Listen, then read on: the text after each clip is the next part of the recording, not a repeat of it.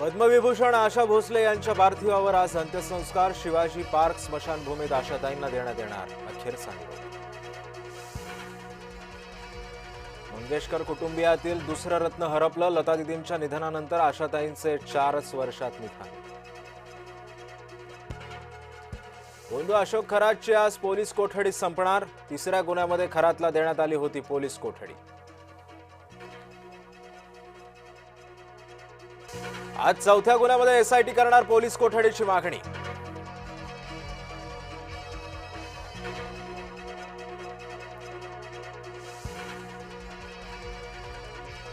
ईडीकडून गोंदू अशोक खरातच्या संपत्तीची पडताळणी।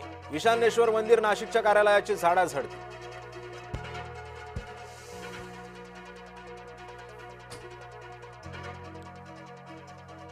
बीडच्या जिल्हाधिकाऱ्यांना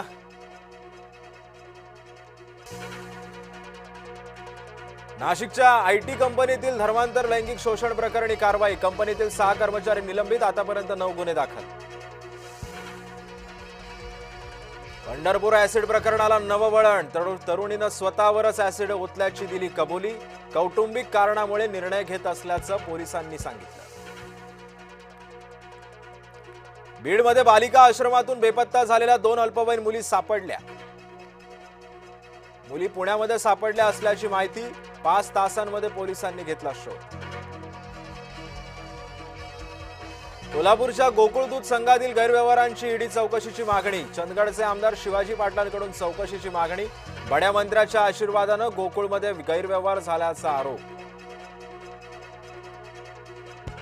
घोटी त्र्यंबकेश्वर रोडवर भीषण अपघात। अपघातामध्ये दोघांचा जागीच मृत्यू। 1 जण गंभीर जखमी। रायगडच्या तळेगावामध्ये मोबाईल बॅटरीचा स्फोट होऊन तरुण गंभीर जखमी। उपचारासाठी खासगी रुग्णालयामध्ये केलं दाखल। तरुणावरती उपचार सुरू। विदर्भामध्ये उष्णतेची लाट तीव्र। बहुतांश जिल्ह्यांमध्ये तापमान 40 अंशांच्या पुढे। उकाड्यानं नागरिक हैराण। कर्नाटकच्या राजकारणामध्ये मोठा भूकंप। काँग्रेसचे 30 आमदार तातडीनं दिल्लीसाठी रवाना। राहुल गांधींची भेट घेणार असल्याची सूत्रांची माहिती। डोनाल्ड ट्रम्प यांच्याकडून होर्मुझ सामुद्रधुनीच्या नाकाबंदीचे आदेश। तर तुम्हाला लक्ष केलं जाईल। इराणचा अमेरिकेला इशारा। अमेरिकेच्या अटींना इराणचा बिग नो। इस्लामाबादमधील 21 तासांची चर्चा ठरली निष्फळ।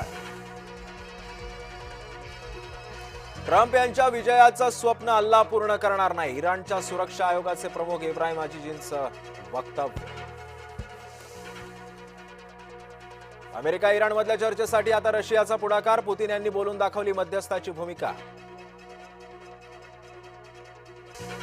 अमेरिकेचा चीनवर पुन्हा टॅरिफ बॉम्ब। चीनमधून येणाऱ्या गाड्या आणि उत्पादनांवरती लावणार 100% आयात शुल्क।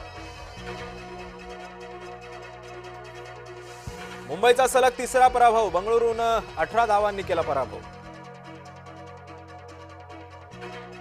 आज अपराजित राजस्थान समोर हैदराबादचं मोठं आव्हान।